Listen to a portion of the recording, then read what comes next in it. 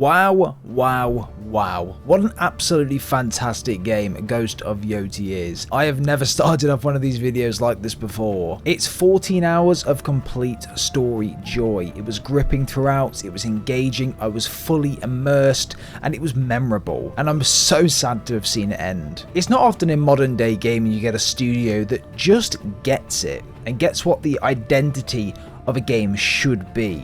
But Sucker Punch have absolutely nailed it. Game of the Year contender from me, 100%. In this video we're covering the entire story of Ghost of Yōtei. If you reach 500 likes on today's video, we'll be doing a giveaway for a couple of copies of Ghost of Yōtei. Also, while you're there, why not go ahead and hype this video? You get 3 free hypes per week, and it goes a long way helping smaller channels reach those bigger audiences. But ladies and gentlemen, I'm so excited to go through the story with you today. So let's waste no more time and get right into it.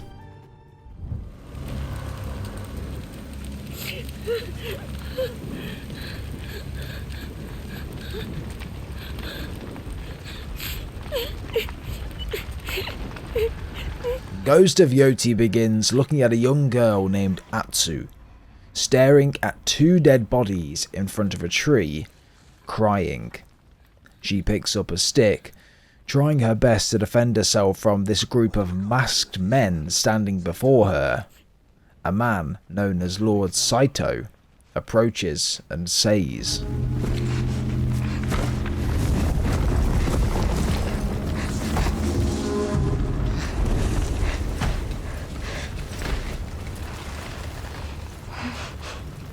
I'm sorry it came to this, little wolf.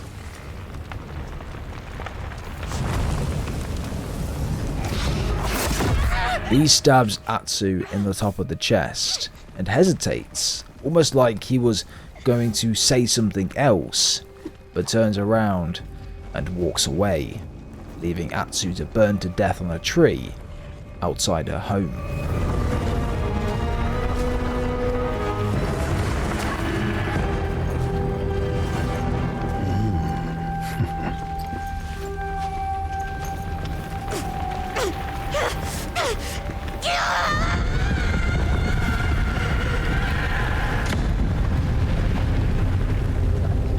Before she died, my mother told me stories of Onryo, ruthless spirits who wander the land, seeking vengeance. The night my family was massacred, I became such a spirit. Fleeing to the south, I was alone, hungry, and terrified. I found strength in the bruises on my skin, in the memory of a burning tree. But it was in war that I learned to kill. I bloodied my father's blade with nameless enemies, picturing the outlaws who murdered my family. After 16 years, I've come home to the wilds of Wizzo. I will avenge my family, and I will join them in death. Every member of the Yōtei 6 will suffer, starting with the snake. Atsu wanted revenge. She's wanted to hunt down every single member of that group that was stood before her on that night. The snake, the Oni, the Kitsune, the spider, the dragon, and Lord Saito. Atsu stands, walks forward, grabbing her katana and looking over a village that's in distress, with her wolf stood next to her, growling at the bandits, terrorizing the locals and the animals. Atsu started slowly walking through the village, villagers almost looking scared at the sight of her, telling children to get inside. She found a group of Saito outlaws being cruel to a horse, in which Atsu was not having any of it. She approached and calmed the horse, before making them apologize. Aren't you?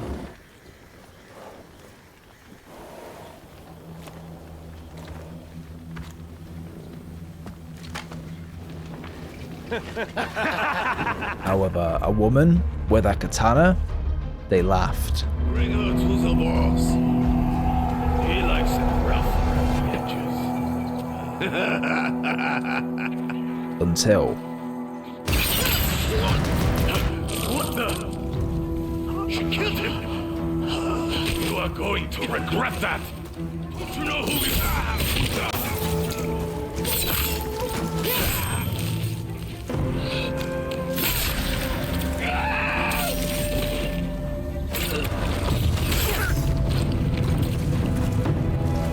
Snake's in there.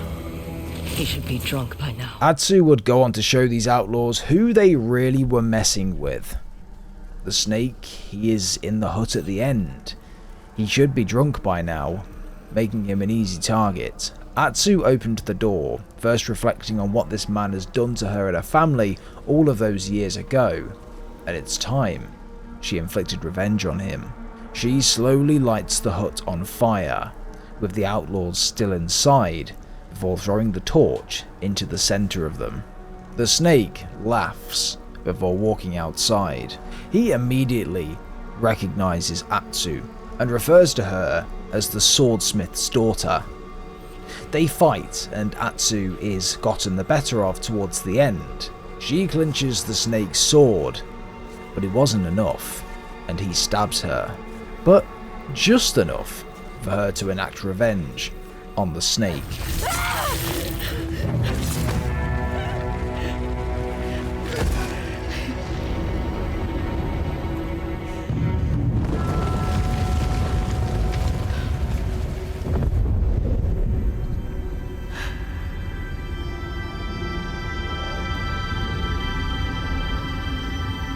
The snake's drunken corpse lay atop of Atsu as she passed out. Shortly later, a gust of wind blows over Atsu, villagers surrounding her body, before gasping as she opened her eyes. She's alive, and her mission was far from over, crossing off one of the Yōtei 6 on her journey for revenge.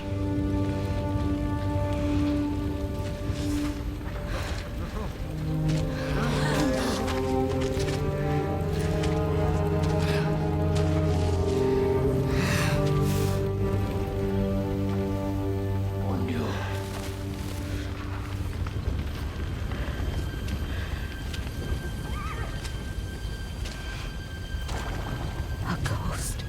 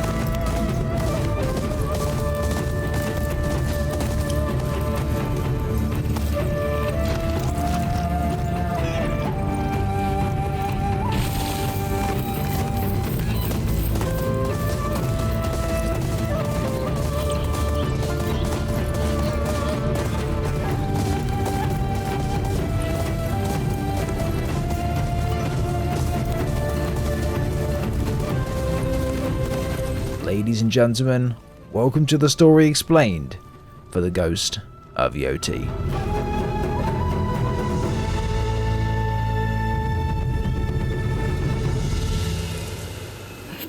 so long. Any ideas, boy? Where do we find the rest of the Yōtei 6? Atsu makes her way to the place she grew up, Ezo. Here, she scouts the area. Mount Yoti, the location of an old katana master, her childhood home, and an old inn. All must be explored to find the whereabouts of her targets. Atsu's first place to go, however, was her home.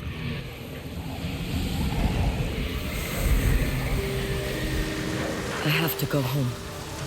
Back where all this started.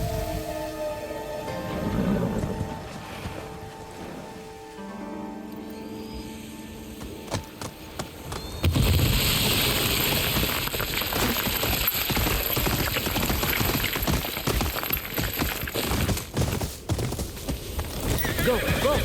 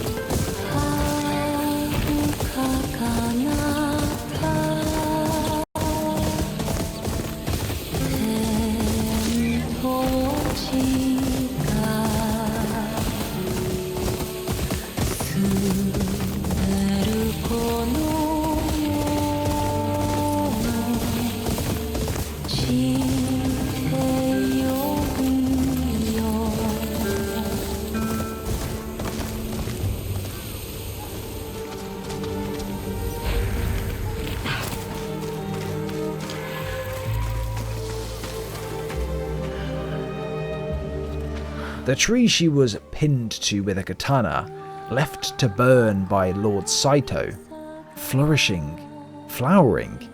It was a bit of a shock.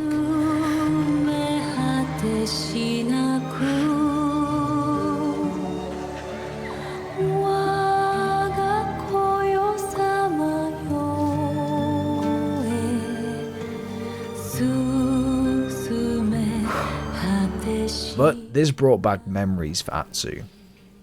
She would remember when her and her brother would chase each other around the garden, or when she would practice playing her shamisen with her mother Yon, or even forging steel with her father Kengo.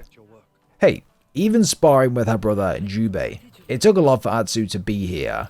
She walks towards this tree and she picks up a wooden beam and stood it upright. She got on her knees, and this was the grave of her mother and father. Atsu paid respect by taking her katana and putting it in both of the palm of her hands, and she made a promise to them there and then.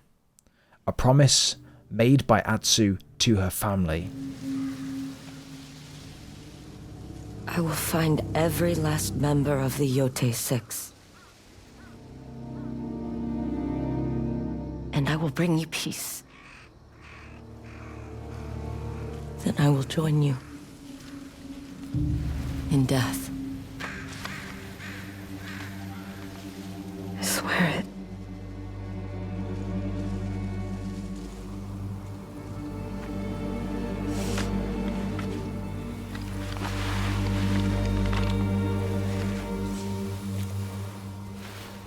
But then, in the corner of her eye, a wolf appears. Atsu was a lone wolf, taking on the corruption of Ezo all on her own. However, Atsu was finished here for now and starts to make her way to the old inn, trying to almost network and get some information on the Yōtei 6, with a note on the front directed at people of Ezo, asking them to join the Saito clan. However, there was trouble inside. Sato's army knew of Ezo as the woman that killed the snake. He's set a big bounty on her head, and many across Ezo tried to take it. Atsu takes on an army of Sato's men and finally interrogates one man, asking him how much is she really worth to the Yōtei 6. And well, it couldn't have been much by the sounds of things.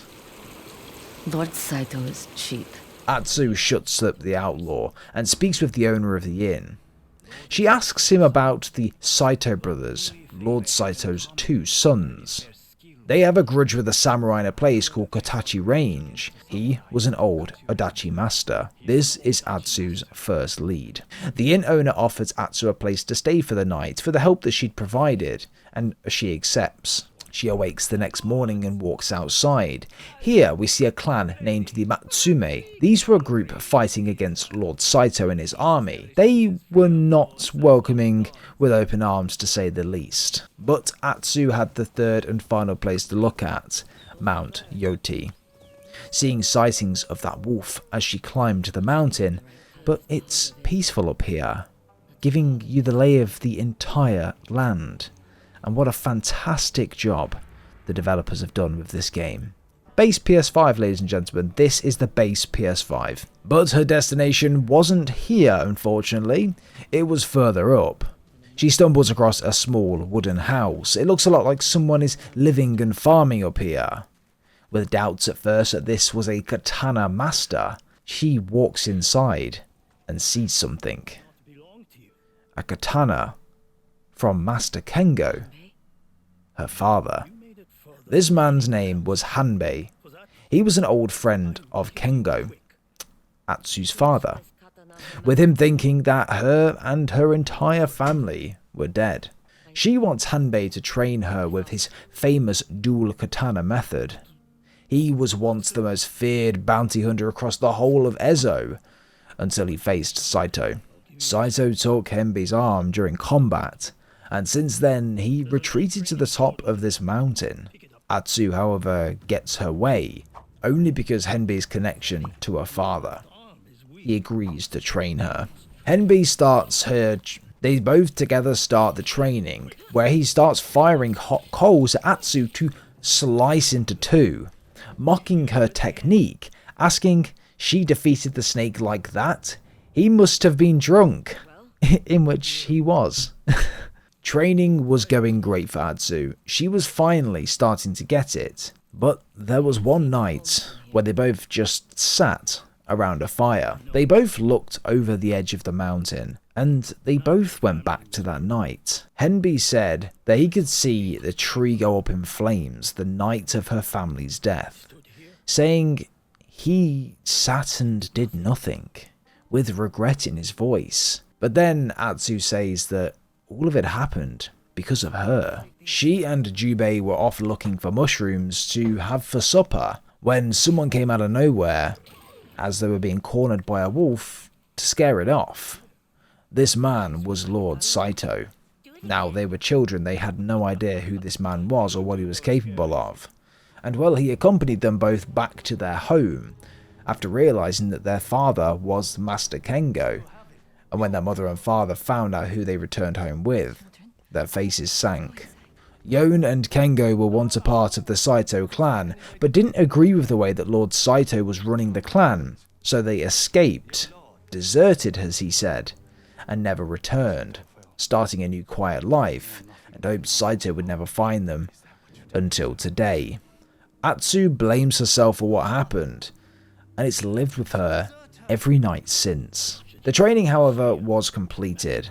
Hanbei gifted Atsu her father's katana and sent her on her way. However, they were ambushed by a group of Sato's men atop of the mountain just as they were about to leave, and one of them held a note to a password.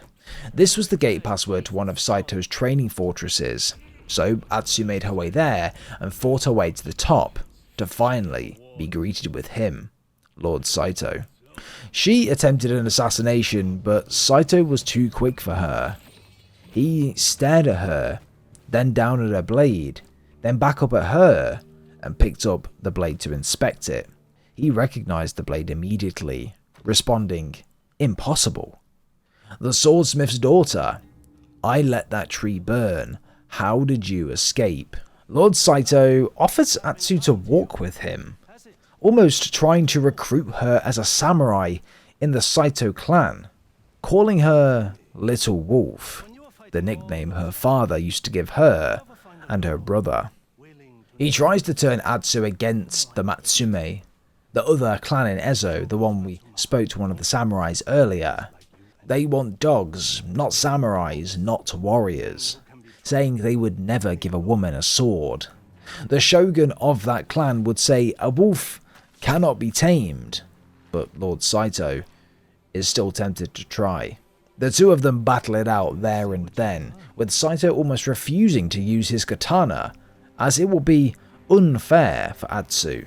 However, Lord Saito was shocked at just how well Atsu was doing against him, until the Matsume clan infiltrated the gates, sending bombs off around Atsu and Saito. Atsu was sent flying and Saito got away. Atsu was weak, lay on the ground screaming in frustration that he'd gotten away, so she had to interrogate some of his men. However, she was saved by Hanbei. Hanbei told the Matsume of Saito's location, and he thought it might have helped, but in reality, it might have just saved Atsu's life. Not that that's what she would have wanted. Atsu spent some time riding around Ezo, defeating outlaws, bounty hunters that are coming after her, but not immediately killing them. She would take time to question them, see what they know about the Yōtei 6, and well, one of them gave her the gold on them. Going to answer my questions politely. Tell me what you know about the Oni.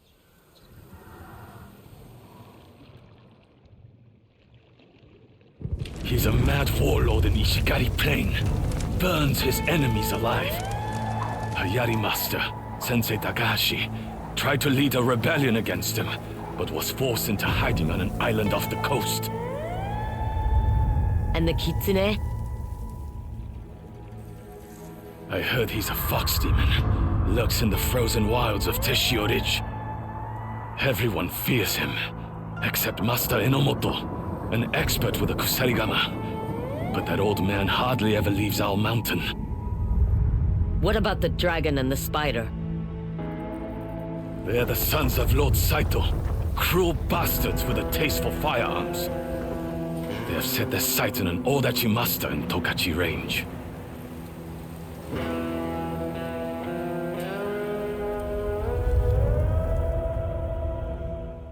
Atsu has all of the locations. She has all of the information she needs. And well, Atsu chooses the Oni first. Spare some kindness? You'll have to settle for coin. Coin will bring kindness to my belly. Thank you, stranger.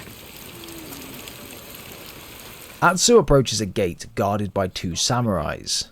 Atsu along the way seen a beggar with a dog asking for coin, so she tipped him and walked towards the gates. However, to get through, you need a permit. The beggar, however, because Atsu helped her, managed to have a permit in his back pocket, in which he gave to her. She gave that to the samurai, and she was let through. However, on the other side, there was trouble. On the other side, she met another samurai, Lord Kitamori. He asked Atsu for help fending off the outlaws for a reward, and at the end, they forged an agreement. Lord Kitamori knew about the Onryo that killed the snake, and said that he would have known if a permit was given to her, but he let it slide if she'd help him. Along the way, however, we see fallen Matsume members, all of this done by the outlaws as a warning to the Matsume. Along the way, however, the two started talking more, becoming more familiar with each other. Lord Katsumai seems to think he knows Atsu from somewhere, but can't quite put his finger on it. However, she simply shrugs it off and replies, "You're not my type." They both watch as a group of bandits burn innocents alive, and well, they jump down to start fighting. Lord Kitamori buries the men that were burnt, whilst Atsu goes off to cook some salmon. The two of them start talking more, getting deeper into conversation, until Kitamori sees Atsu's sword, asking where did she get it.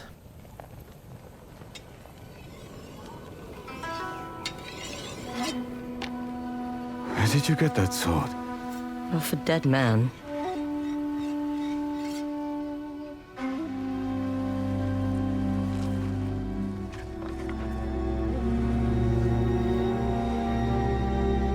Don't lie to me.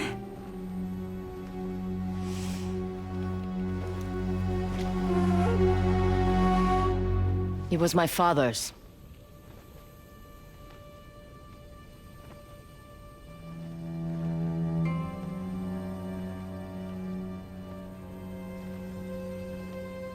Atsu.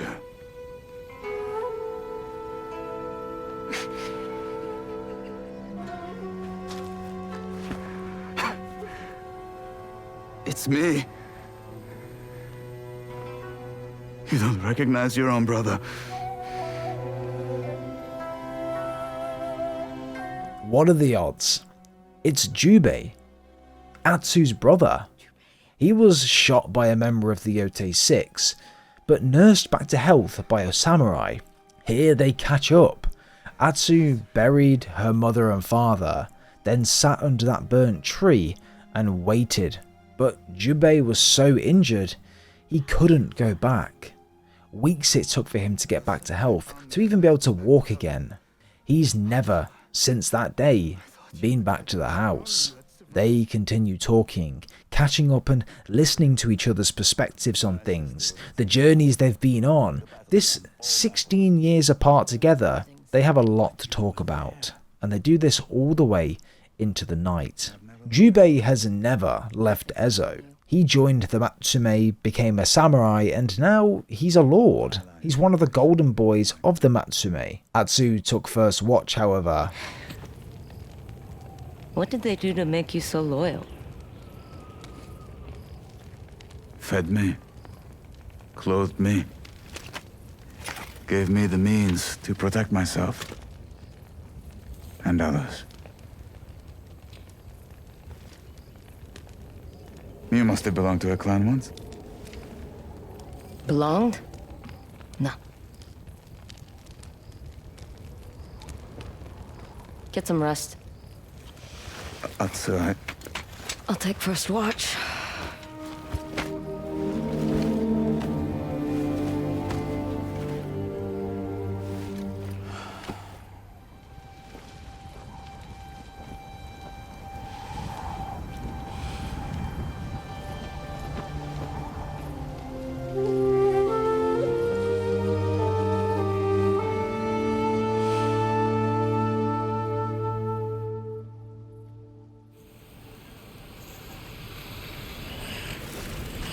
Jubei?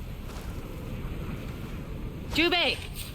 Their destination was Ishikari Plain, the location of the Oni. They ride at sunrise. Before coming face to face yet again with more destruction, they take out the raiders there and make their way back to the Matsume camp. They inform Commander Wada of their arrival.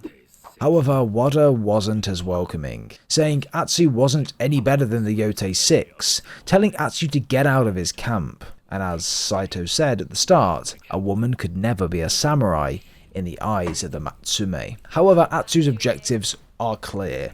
Kill the Oni. She needs to find a way to get to him, and she comes across a bounty board in a market outside of the castle. Mad Goro. He stole a musket from the Oni, and there's a bounty on his head to get it back and to bring him back too. But Jubei joins Atsu. He wasn't just about to let his sister leave again. They both find Mad Goro, capture him. Rather than taking him back to the Oni, however, Jubei wants to take him back to the Matsume, saying he will only be there for a few days, question him, see what he knows, and then he's all Atsu's. But this didn't happen. Commander Wada does not release Mad Goro, and this leaves Atsu's plan in tatters. But Atsu comes up with an alternative plan.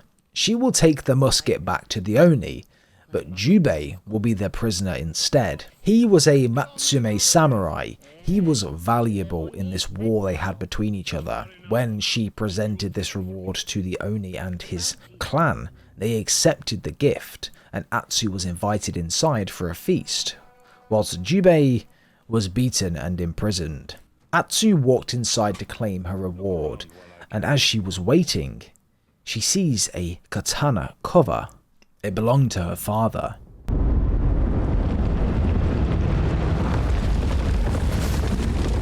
No one defies Lord Saito.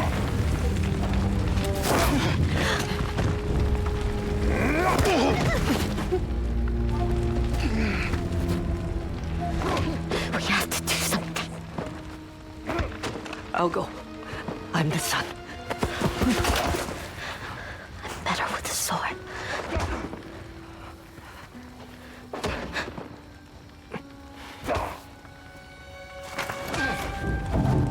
I can save him!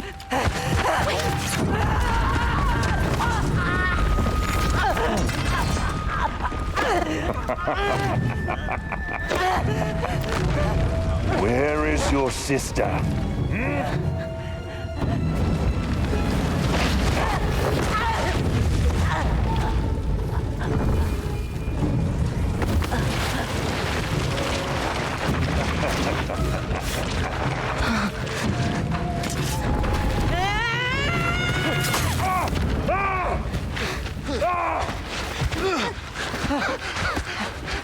Go find your mother.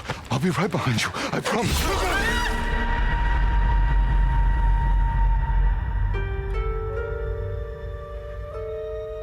My little wolves.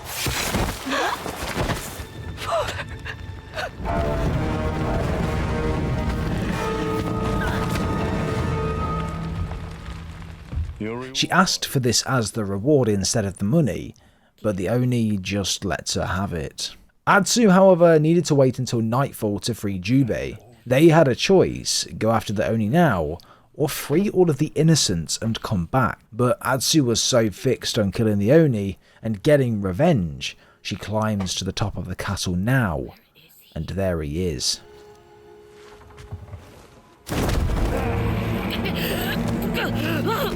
He immediately knew who Atsu was, as soon as she took that saya, which is the katana cover. She was slapped out of the castle by the Oni, and Jubei jumped out to follow. They had to escape the castle quickly, so they mounted a horse and got the hell out of there. Jubei, however, was upset. They could have saved dozens of innocent lives, but instead Atsu chose revenge. Jubei is not like that at all. He's not seeking revenge for the dead, but he's doing what he's doing for the living. Atsu. We barely made it out alive. I defied my clan and abandoned my brothers to follow you. None of this would have happened if you'd brought Mad Goro like you promised.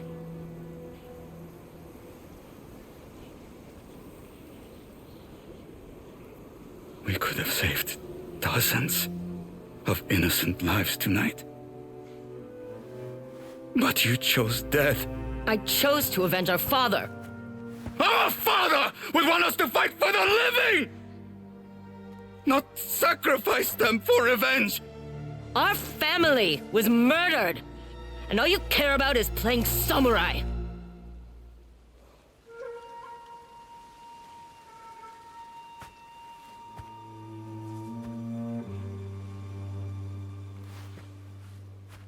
Where are you going? You once said we were strangers because of the Oni and the Yōtei 6. You were right. I don't know you. And I don't think I want to. Atsu, however, is not giving in. She wants to free Mad Goro from the Matsume and find out more about how he escaped from the Oni's castle, because he was originally a prisoner there, which is how he has the musket. There was a secret mine under the castle, and this is how Mad Goro escaped, even seeing leftover fires and debris that he'd left behind when he was camping out in the caves. Atsu and Jubei went at this together, getting Mad Goro and infiltrating the castle. Atsu walked into the trophy room, and there the Oni stood. The Oni did not enjoy burning Atsu on that tree. He does not want to sit here and repair this castle either. He is a general. He wants to be fighting in wars, but he has got to do as his lord commands. He requests Atsu to draw her sword, and they fight.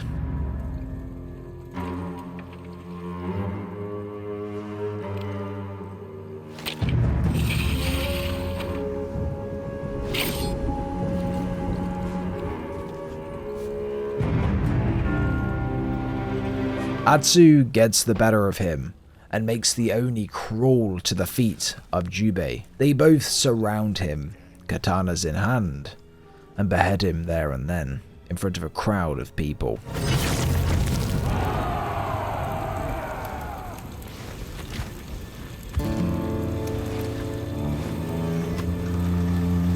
Atsu marks his name off with his own blood and on to the next target.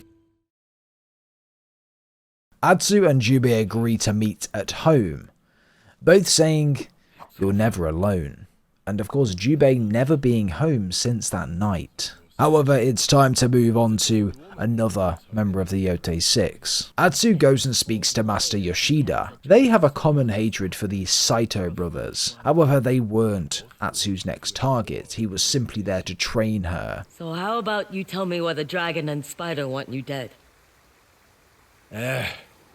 It's not a story I enjoy telling, but you may be the one to set it right.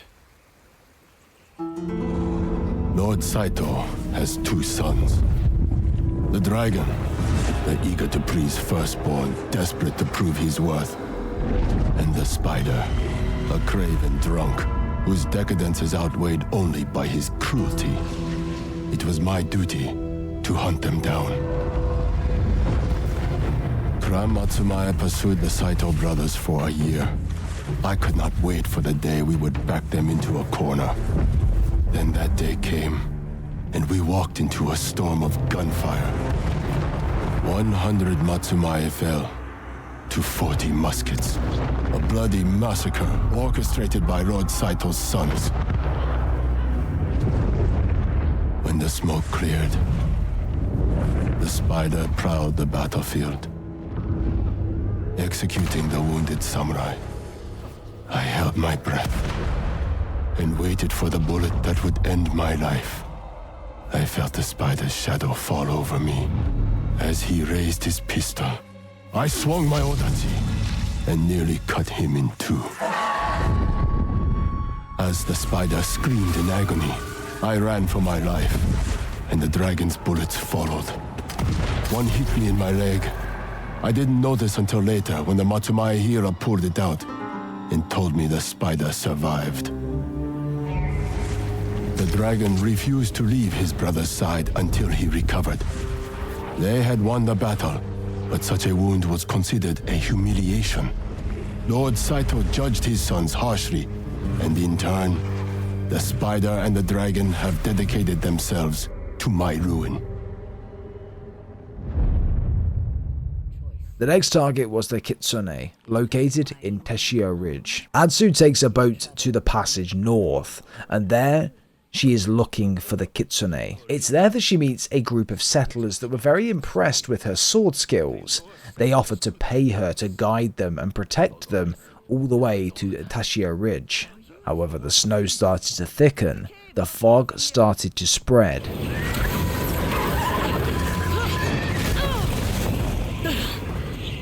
And there in front of her was the Kitsune.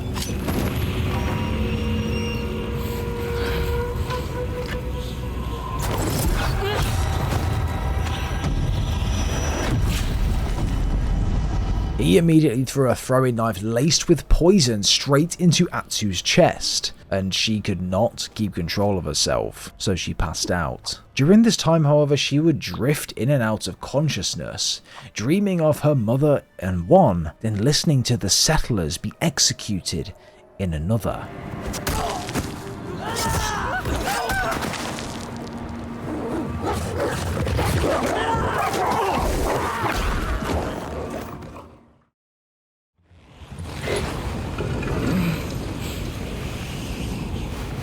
Atsu awoke to her horse nudging her, which actually probably saved her life. The two slowly walked through the knee-high snow until they found a cave nearby, cold, freezing to death, and lit a fire. They stayed the night, and Atsu knew that this was where she was meant to be, knew that this was where she was going to end the Kitsune.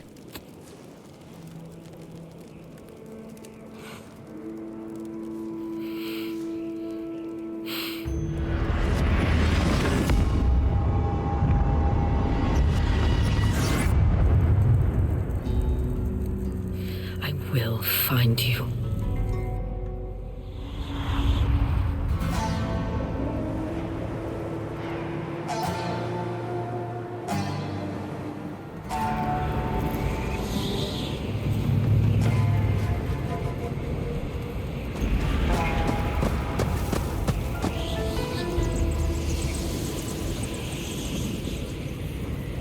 Atsu's first destination was a place named the Red Crane Inn. It was filled with the Matsume, unsure why though. She tries to get information by eavesdropping on different samurai soldiers, but didn't have any luck doing so, until the musician started playing.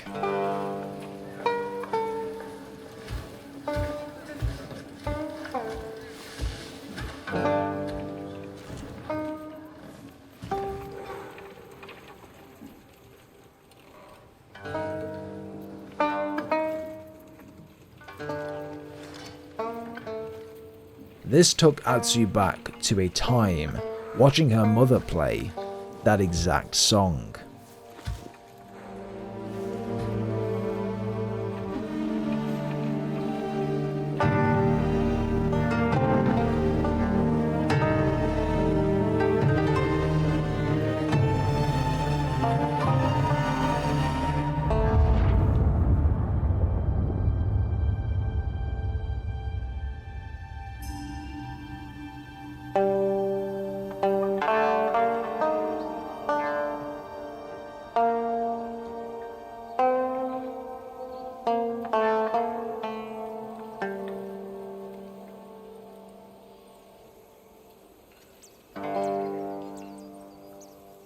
Oi!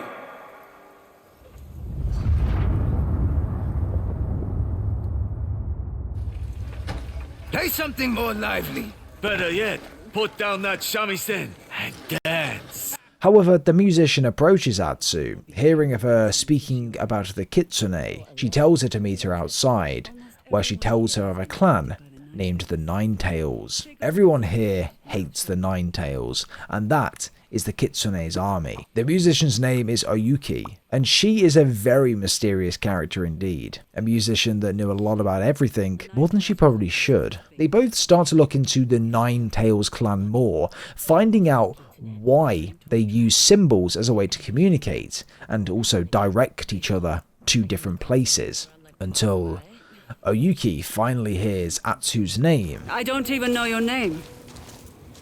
Atsu. Atsu. Oyuki seems like she knew her. Atsu follows a map that she'd found on one of the members of the Ninetails that she'd killed, and she finds a secret lockbox. Oyuki, however, knew how to open this because her mother had one of these and she'd always tried to open it herself. A simple click on the right piece of wood opens it up, and inside was a note. This note hosted a list of ingredients in a nearby harvesting site.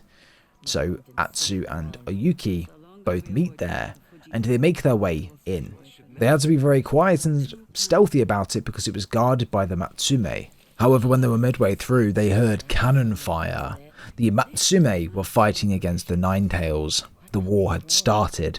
Atsu gets eyes on the Kitsune, as Oyuki lists off everything that's going on in that poison growing operation, and rushes through the fighting to find him. Atsu finally confronts the Kitsune, however was bested in combat due to the Kitsune using poison to their advantage, until Oyuki walks in. Only you knew the truth.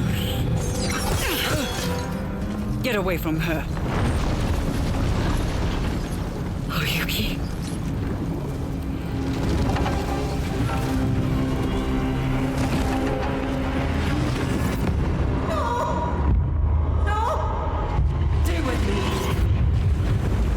Stay with me, Atsu.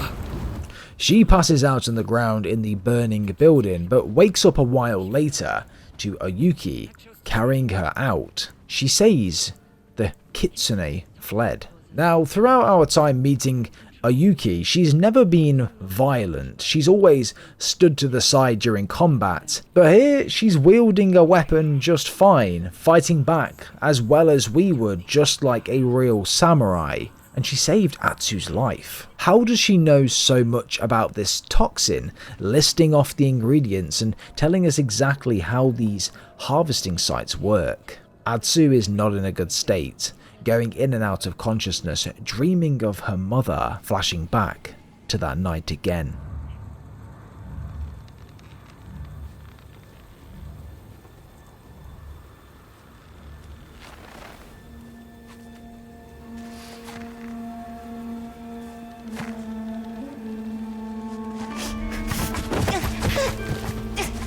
Let me go! Stay with me. The kitsune, they sound familiar. They sound like a woman. Stop! Stop, please! Come on. Atsu, go with him. No! No!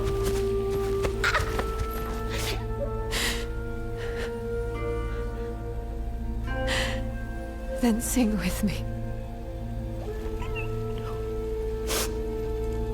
I can't.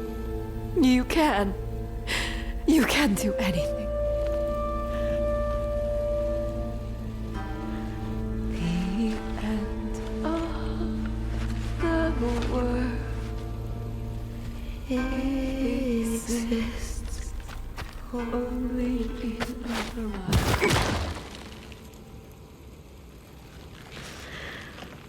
Wander on, my love.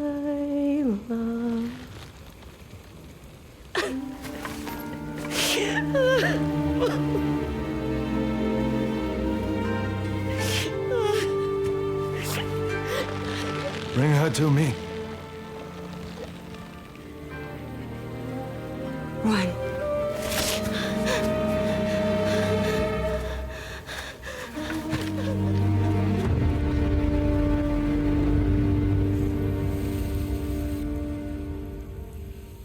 Easy, Atsu. The antidote takes time. You can't move yet. Atsu wakes around a fire a short time later. Oyuki never asked why she was after the kitsune, because Oyuki was there. She was the kitsune from that night. But the kitsune, Oyuki, tried to save Atsu's life that night, but Atsu is still filled with rage. Oyuki gives Atsu time to get her strength back and hands her a map on where to meet her when she wakes. Atsu goes to the location Oyuki told her to meet, and they confronted each other there and then. Oyuki doesn't want to fight. She wants to help kill Saito and the Yotei 6. She's no longer one of them, and she's trying to prove that to Atsu. Atsu isn't having any of this, however. The man in the mask was her replacement, and she was cast out as she was trying to turn the Ninetales against Saito. Saito for years has been trying to silence Oyuki, but she can help Atsu fight like a Ninetale, withstand the toxin, and kill the kitsune. But why is Oyuki doing this? Well, I guess time will tell. Oyuki, however, trained Atsu, and it was within this time that they really started to bond together. But Atsu was curious. Why kitsune as a name? Oyuki's favourite animal as a child was a fox, mortal tricksters in Japanese culture. But now she's hid behind so many masks. She just wants to show someone her true face. Be her true self for once. Before the kitsune, there was the innkeeper's daughter. By day, her shamisen songs brought warriors to tears. By night, her family served Clan Saito as their knives in the dark. Until Clan Saito fell, and the innkeeper's daughter lost everything. Orphaned and vulnerable, she followed the disgraced Lord Saito north, and took on a new identity, the Kitsune, the most elusive member of the Yotei 6. A woman hiding among men. More and more, the Kitsune felt trapped by the title meant to protect her. Until one fateful night, she snapped. The Kitsune defied Lord Saito to save the life of a young girl. As punishment, he branded her skin and forced her to train new shinobi to serve his schemes. For years, the Kitsune played the repentant servant, while secretly plotting against Saito. But she was betrayed by her closest ally, and the Nine Tails cast her out as a traitor. The Kitsune lost everything she built, but found an unlikely ally in the girl she risked her life to save.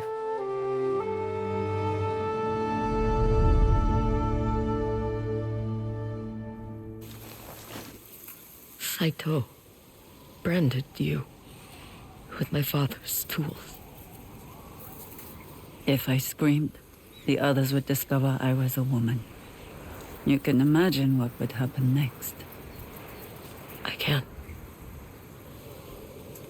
It's dark. I'm going to sleep.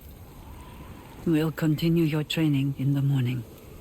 Their training was over.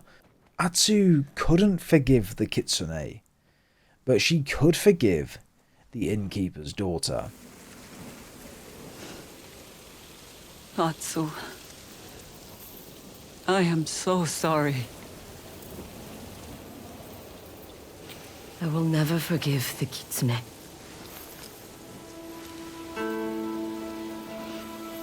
But the innkeeper's daughter, I might forgive her.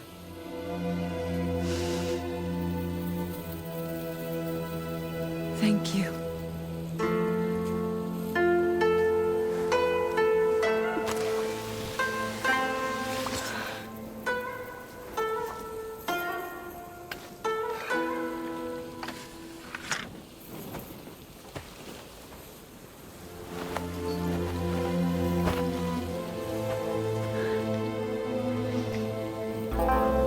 Come on.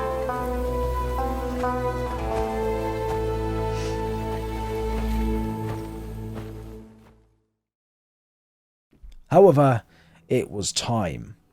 Time for Atsu to face the Kitsune.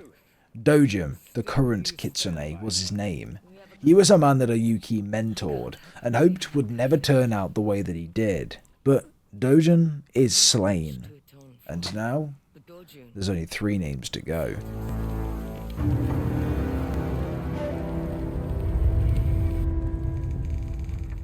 We pan to Lord Saito, the spider, and the dragon.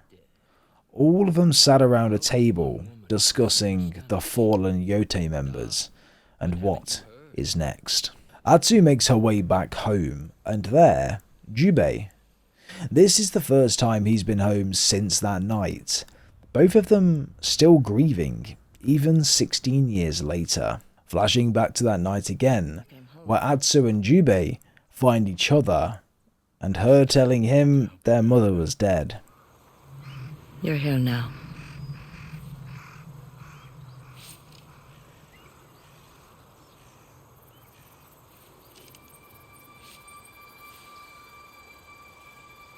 I thought you died that night.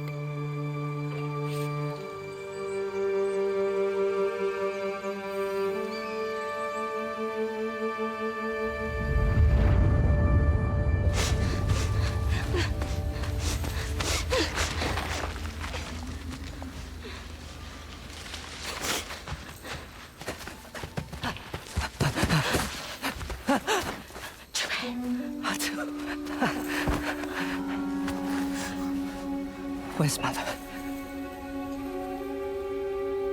Where's Mother?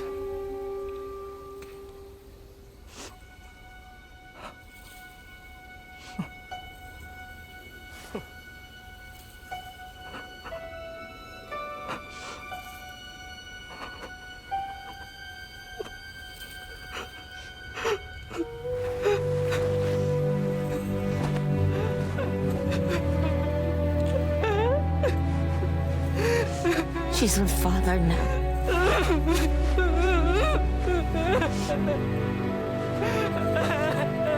It's okay. Save the tears. Why are you doing this? Oh, all of this screaming is giving me a headache.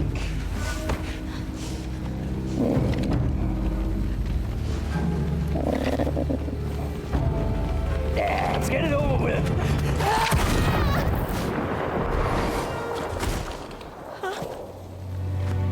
Oh, what a brave brother you had. Jimmy.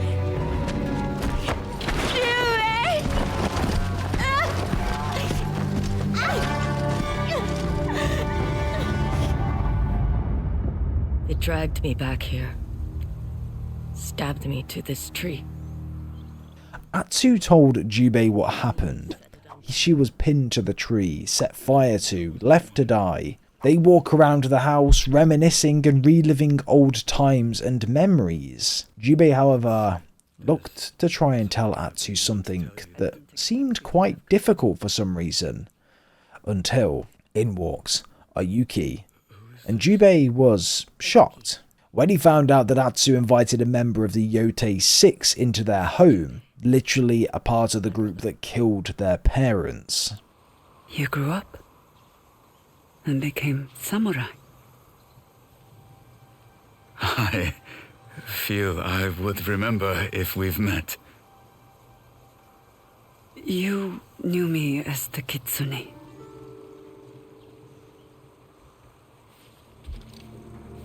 Is she serious? We crossed paths in Teshio Ridge. Jubei is confused, unsure. How has this woman that helped kill their parents earned the mercy of the Onmyo? They try to explain, but Jubei needs more time to get his head around this. Ayuki drops the bomb that the Saito clan are planning to attack just off the coast, and when they get there, the Matsume clan holding the fort down were all murdered by the dragon and the spider. Lord Saito has been planning a full-scale assault against the Matsume for years, and this is the start. They, however, need to find Jubei. As they rode through the towns, all the buildings burnt to a crisp, the villagers crying upset. The spider and the dragon will wipe out the villagers to protect their father, and this was much more of an attack than they anticipated. It was an invasion. Atsu, Ayuki, and Jubei decide to wait until nightfall for their best chance of making their way inside. The Matsume castle was completely flooded with the Saito's clan's men, and inside, Jubei has someone really important that he cares about and he hasn't told Atsu about. His daughter, Kiku. Here they find out about each other. Jubei never told Kiku that she had an aunt, or Atsu that she had a niece. However, they finally make it. Oshima Coast, the home of the Saito brothers. Atsu joins Jubei and Kiku. They catch up, bond, even Atsu teaching Kiku a thing or two. However, Atsu and Jubei find out the location of the dragon, so they need to make their way to a lighthouse where he's located nearby and face him. However, Atsu didn't have any luck this time. The dragon jumped off the top of the lighthouse and into the sea, boarding a nearby ship. The dragon is on board! Go! Move to open water! Atsu! He got away, Jubei. They needed a plan. Ayuki was finding the spider's trail. They were going to use him, the drunk brother, as bait. The brothers care very much for each other, so this could work. Atsu and Ayuki make their way to the spider's estate, face him, and capture him. However, Kiku stuck along for the ride. Atsu immediately told her to go home, but Kiku has said that she's been here before. She knows the layout, and she knows how to get inside. Kiku is instructed by Atsu to stay outside and to not follow her in. Atsu and Ayuki would plan, however, to go inside and find the spider. Atsu would disguise herself as a performer to get in close, with the first song on the list being The Night of the Burning Tree, mocking Atsu and her family's death.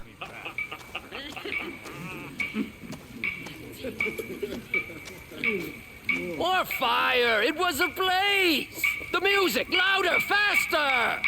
people were screaming!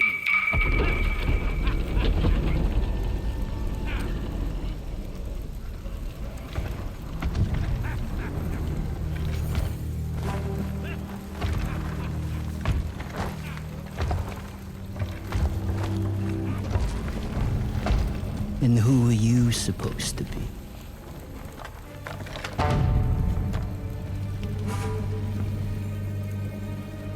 It's the swordsmith's daughter!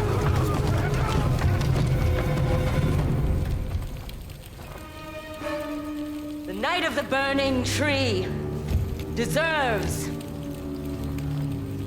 a new ending.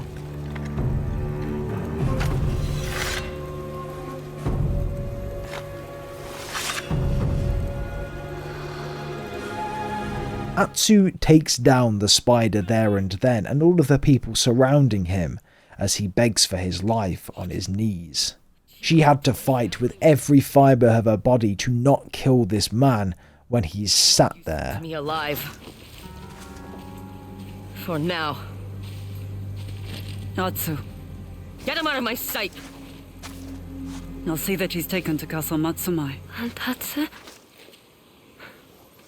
Kiku.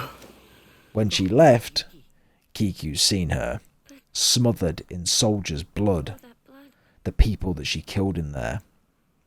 Atsu felt terrible, embarrassed that Kiku had seen her like this. Kiku was told to go home, and Atsu returned also. Atsu was filled with rage. Every time she was near a member of the Yōtei 6, she changes, almost becomes unrecognisable. Revenge gets the better of her every time. Jubei and Ayuki both see it. But they have things to do, so Atsu and Jubei both go to speak to the captured spider. However, inside was Kiku talking to him. What is she doing?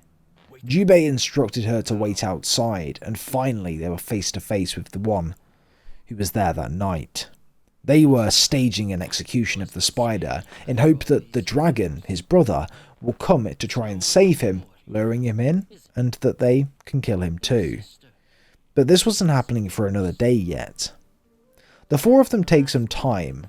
They bond, they laugh, they sing, they drink and eat, and get ready for the big day tomorrow. But this is important, catching up and bonding. 16 years without seeing each other, and now there's a daughter in the mix. They really needed this time. We had some sake to go with the view. I had been saving it for a special occasion. My lord, drinking on temple grounds is most improper. We're at the edge of the grounds.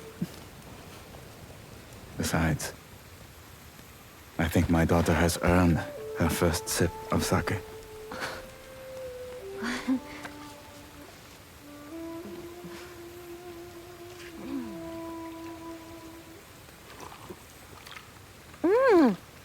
Oh, this is much better than the jars you keep at home. Which you will find exactly where you left them. But lighter, I suspect. I topped them off with water so you wouldn't notice.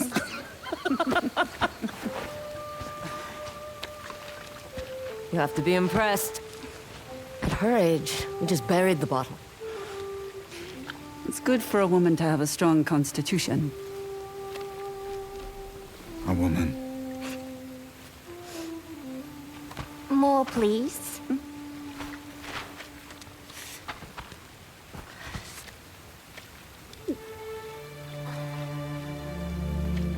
Sake is meant to be sipped, not gulped like a fish. Heed his word, Kiku. Your nights will be sweeter, and your mornings less painful.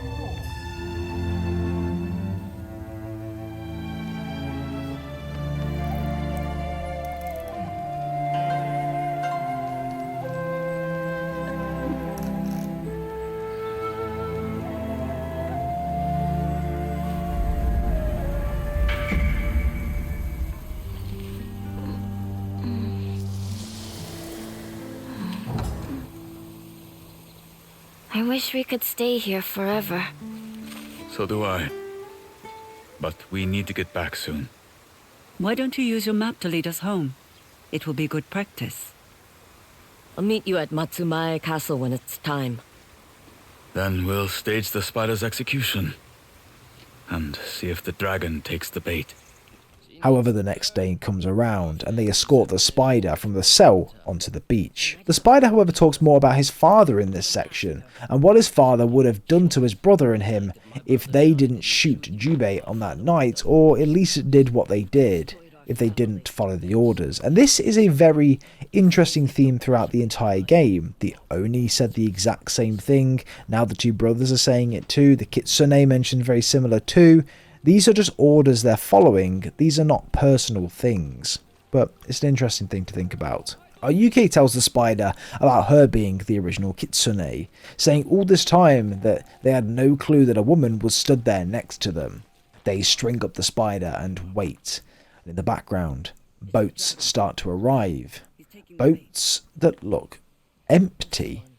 Something is severely wrong here. The Saito clan, they start attacking the castle and aren't falling for the beach execution.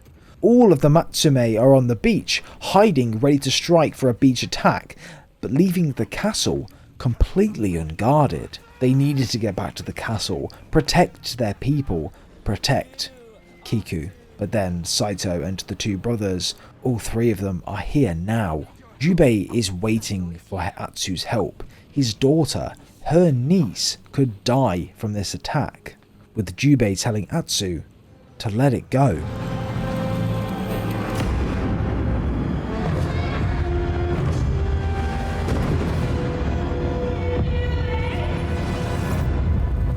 But Atsu couldn't. The revenge was getting the better of her. She needed to do this to live for herself. She stays on the beach and fights the dragon. She successfully kills the dragon and chases after the spider, going to the top of the castle. But when she gets there, all of it set on fire, burning to rubble. Jubei, Oyuki, Kiku, gone.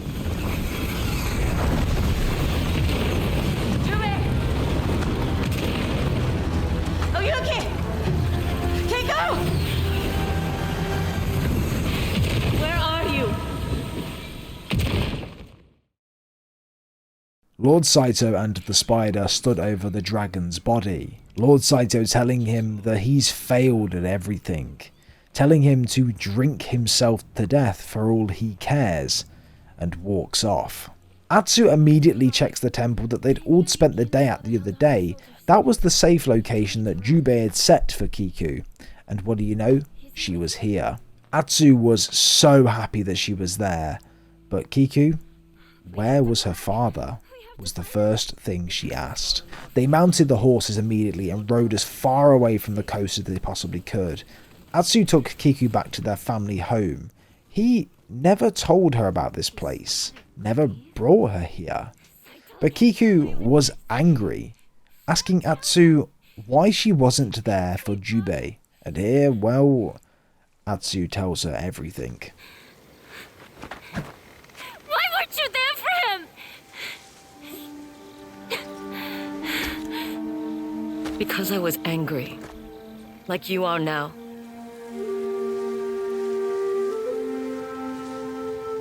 Saito and the Yoti 6 murdered your grandparents. And they shot your father and tried to burn me alive. I swore I'd hunt them down to bring our family peace. But you are an Onryo. You only brought death. Kiku, I'm so sorry. Jubei and Oyuki are alive, Kiku. I will find the spider and fix this. I promise. Atsu makes her way to Mount Yoti, hoping that Henbei is still there. Here he is, and he tells Atsu that she's not a bad person. She cares, but revenge has gotten the most of her in this situation. It's here that they figure out that there's a nearby burial ground mentioned by the spider, and if your brother had just passed away, where would you be at this minute in time? Probably burying them. However, it was at this stage that we could really see that Atsu's view on things had changed significantly. And the spider, well, he's changed his tone too. He's fed up. His father hates him, deserted him, doesn't care for him. His brother wasn't the only person that they lost either. They lost their sister too. She's starved to death when Atsu's father deserted the Saito clan. We don't really know why, but that's just what he said. She was just learning to walk. They hold a lot of grief. They slaughtered Atsu's family for revenge and what happened, which is why their attack was so brutal and non-remorseful. Atsu, however, cornered the spider and has the opportunity to kill him there and then, but decides not to. She marks his name off on the cloth that she has around her waist and learns to channel her revenge for when it's really needed. The spider laughed and turned away, immediately finding it funny that he somehow survived, but then snapping back to reality. She showed the spider mercy, so he decided to help her. His father abandoned him. He didn't care at that point. Atsu had to meet the spider, and then he would direct her exactly where to go. Atsu told Kiku of the news that they're alive, held in Saito's fortress. The spider was sat waiting for Atsu. He would take her on a boat to the castle, but would not speak any more or give any more information on his father. I'm sorry. I should have come with you instead of fighting the dragon. Saito is here. The Onryo will have her revenge. I don't care about that. About him. I wish that were true. It is. Jubei, I came here for you and Doyuki. Kiku is waiting at home. I promised I would save you both. I want to believe you. But when it comes to Saito,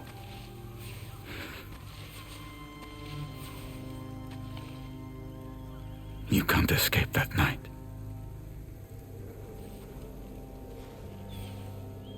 I'm trying.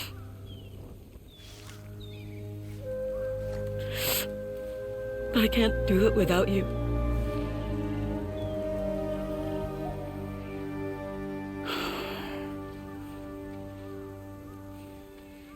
Saito said he had something special planned for Oyuki.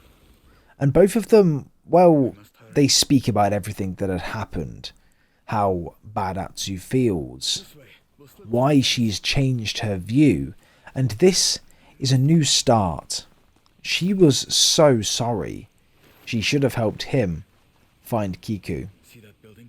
They, however, make up for it. And they find Oyuki. They get out of there as quickly as possible, with Oyuki hearing that Lord Saito wanted to meet the Onryo to avenge his sons, back where it all began. Saito's going to our home. Kiku. When they all got there, well, it's back at their family home.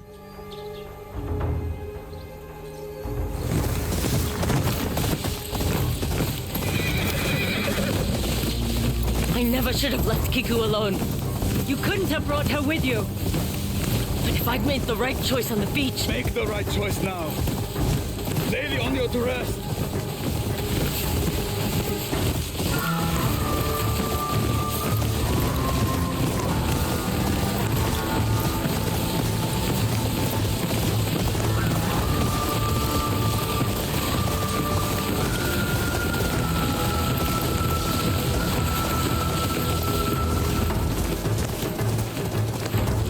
Torches! Saito is there!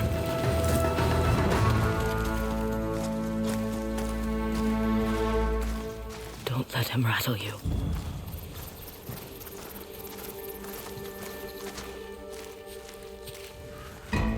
Lord Saito was sat around a games board with Kiku. Our game has just begun.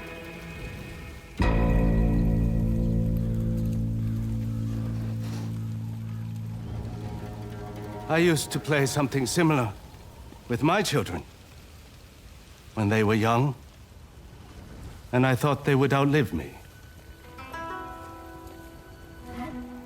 All my children are gone now. Saito, please. Please. My fight is with the ghost. If the rest of you leave, you can take the child. Do as he says. For Kiku. They agree to let Toyuki, Jubei, and Kiku go, as long as the Lord Saito can fight Atsu. Go on.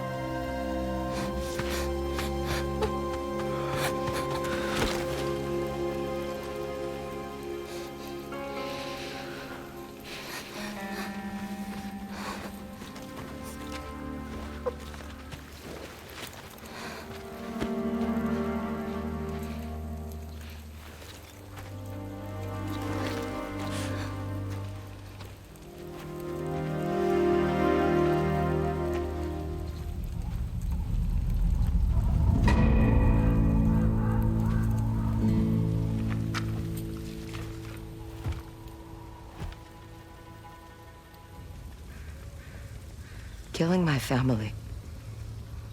Was it worth it?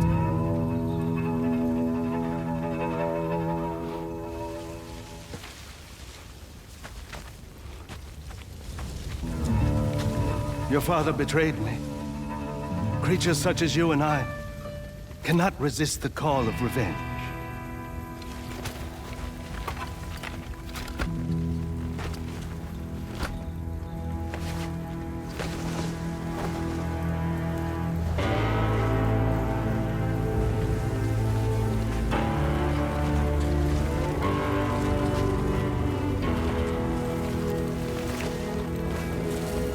I found something new to live for.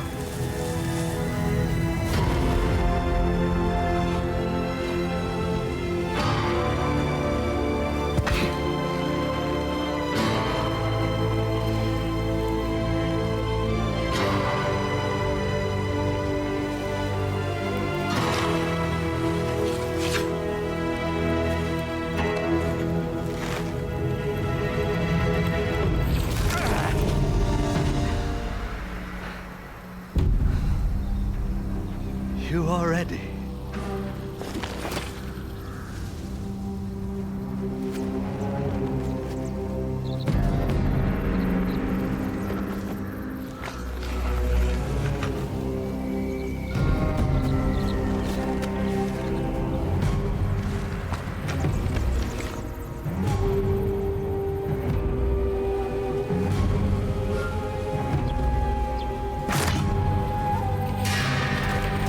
You've waited 16 years for this, Onryo! Don't falter now! However, Lord Saito pulls out his katana and immediately strikes Atsu. But Jubei runs in. He's not leaving his sister behind. They will protect this family, and he is not losing her again. We'll protect this family. Atsu stumbles over to the katana and helps fight Lord Saito. However, Lord Saito stabs Jubei straight in the stomach. Jubei. For the living.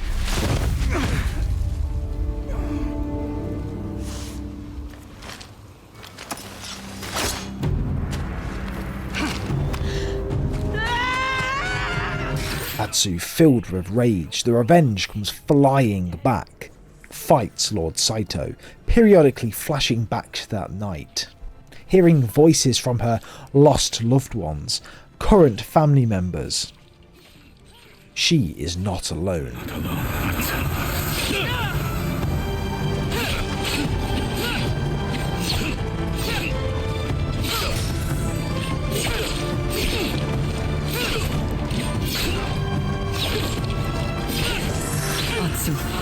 Rage wins the battle, but loses the war.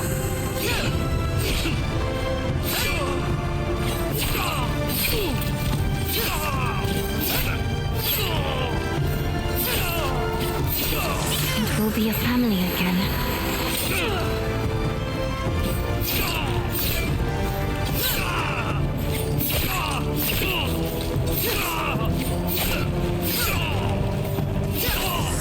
Fight for the living.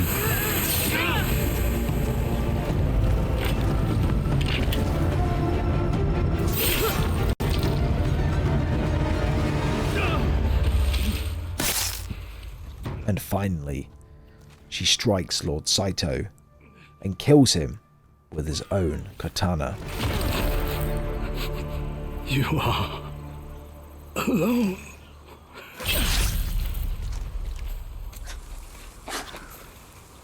Come, little wolf.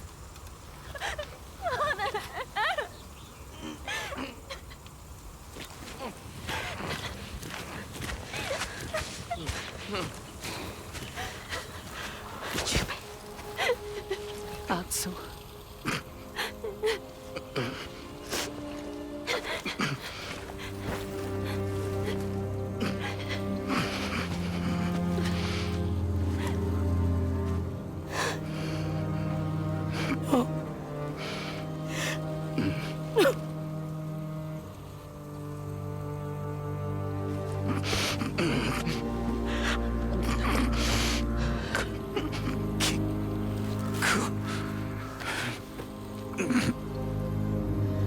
She will never be alone.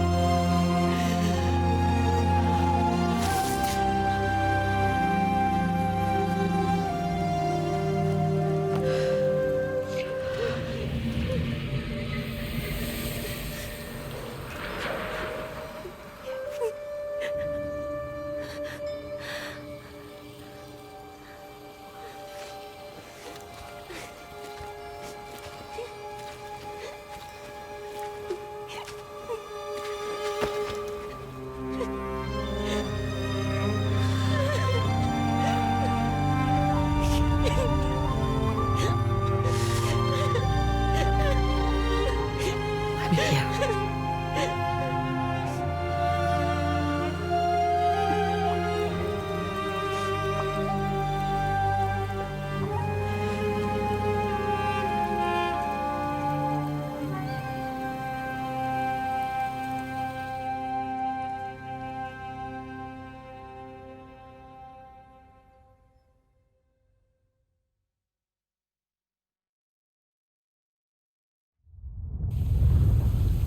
Six months later, Kiku and Atsu are both living in their family home.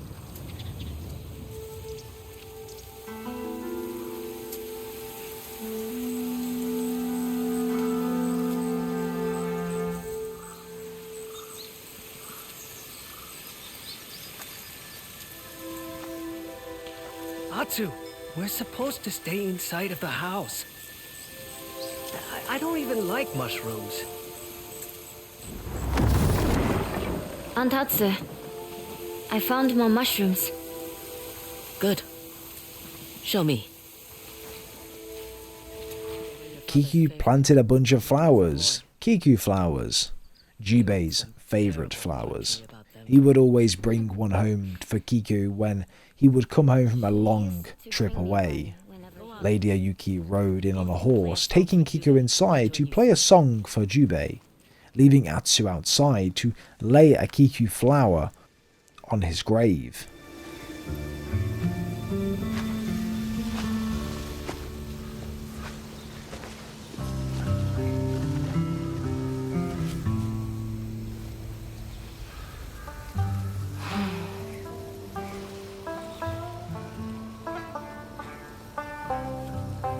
Kiku's becoming quite the musician. He'd be so proud. In the corner of her eye, however, was the wolf.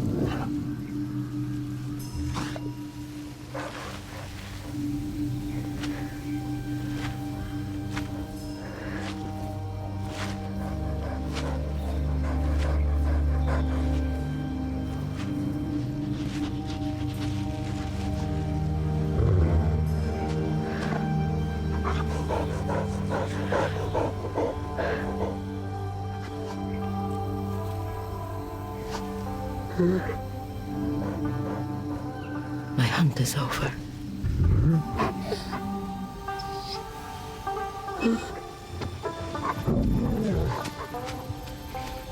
The hunt is over. The Onryo is no more. This is now a new life for Atsu.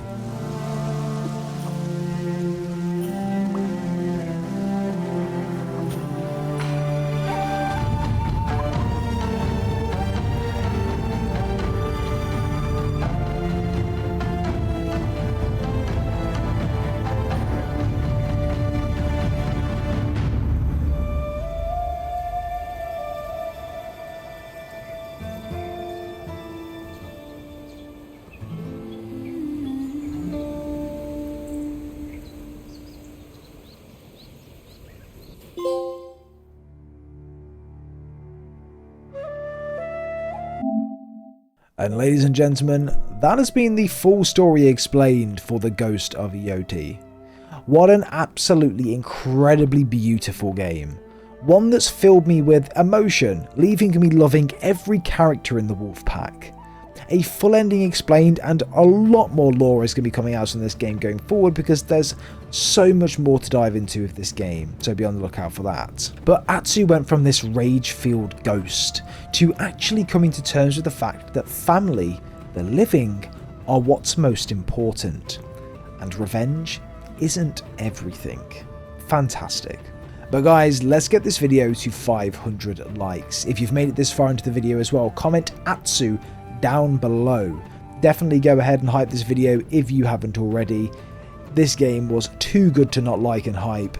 It's so good. If you guys want to be in for a chance to win a copy, make sure you do like the video and comment Atsu down below, and then I'll be giving away a couple of random copies with these types of videos like we always do. Also, this game is like 14 hours long and I'm releasing this on release day, so I have literally not slept and I've really put a lot of work into this video to get it out for you guys as quickly as possible. So if you can show some support with that, that'd be very much appreciated. Subscribe for more story-based content coming and more Ghost of Yōtei lore. And ladies and gentlemen, we'll see you guys in the very next video.